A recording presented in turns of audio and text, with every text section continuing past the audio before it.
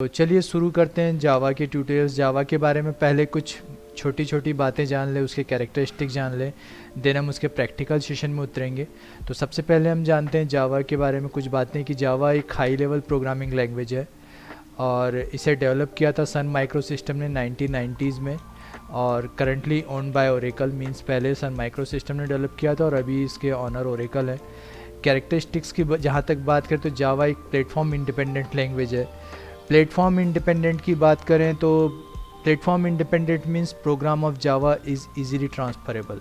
अगर आम बोलचाल की भाषा में कहें तो ये नेसेसरी नहीं है कि जिस ऑपरेटिंग सिस्टम में जावा कोड तैयार किया गया है किसी दूसरे कंप्यूटर में भी जहां आपको वही जावा कोड रन करना हो तो वही सेम ऑपरेटिंग सिस्टम चाहिए होगा।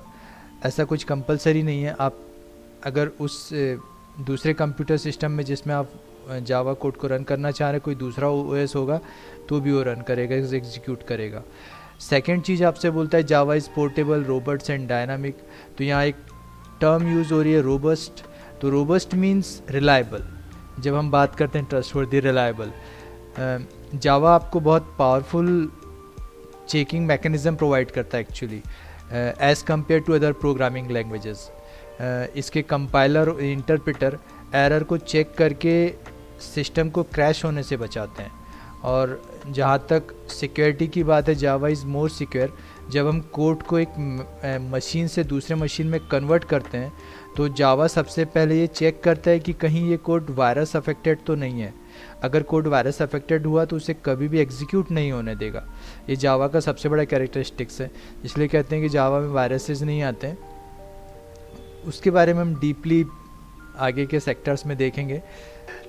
एक जो कैरेक्टरिस्टिक्स होता है इसका वो ये है कि जावा डायनामिक है। डायनामिक की जब बात करते हैं तो actually with the help of the oops, जब हम ये एक बेसिक है कि जावा जो है वो C++ के ऊप से वो है। तो oops means object oriented programming. तो जावा ऊप्स की मदद से एक्चुअली इनहेरिटेंस प्रोवाइड करता है और इनहेरिटेंस की मदद से हम कोड को रीयूज़ कर सकते हैं। और आप यह देख सकते हैं कि राइट वंस रन एनीवेयर, ये एक टैग लाइन है आप कह सकते हैं जावा की। It means it shows the ability to run all the common operating systems. You can also return, मतलब मीन्स मान लीजिए कि अगर आप इसको किसी वर्चुअल मशीन में किसी गेस्ट ऑपरेटिंग सिस्टम के अंदर लिख रहे हैं, वर्चुअल मशीन के अंदर कोड कर रहे हैं, तो आप उसको फिजिकल में जो आपका गेस्ट ऑपरेटिंग सिस्टम है वहाँ भी रन कर सकते हैं। तो राइट वंस रन एनीवेयर ये जावा का एक टैगलाइन भी चलता है और उसका सबसे बड़ा कैरेक्टरिस्टिक्स है। और कुछ बातें जाननी चाहिए जो हमें, वो ये है कि the first publicly available version of Java is Java 1.0 जो 1995 में रिलीज़ हुआ था। और जावा आपको इस बात की गारंटी देता है, जो अभी हमने टैगलाइन देखा, कि you will be able to write once and run anywhere. Next slide पर चलें तो यूजेस ऑफ जावा देखते हैं कि जावा एक्चुअली कितना यूज़ होता है। तो एक्चुअली जितने गेम्स लिखे होते हैं, many of games written in Java. और आप एक बहुत चौंकाने वाली बात है कि ओरेकल का ये कहना है कि 3 बिलियन डिवाइसेस रन्स जावा। 3 बिलियन, 1 बिलियन मीन्स 100 करोड़ और 3 बिलियंस डिवाइसेस जावा पे रन करती। इवन जो आपका इंटरनेट सेक्टर है पूरा जावा पे चलता है। Most major companies use Java in one or other way. तो जो बहुत सारी कंपनीज है किसी ना किसी तरीके से जावा से ज़रूर जुड़ी होती हैं। मैंने जो सर्वर साइड एप्लीकेशंस होती हैं वो जावा में लिखी हुई होती हैं और जो आपका हाई फ्रीक्वेंसी ट्रेडिंग एप्लीकेशंस होते हैं वो भी जावा में लिखे हुए होते हैं। अगर रियल वर्ल्ड की बात करूँ इन सारे यूजर्स को लेकर, रियल वर्ल्ड के कुछ एग्जांपल लेके चलें तो आपके जो एंड्रॉयड ऐप्स होते हैं वो जावा में डेवलप होते हैं।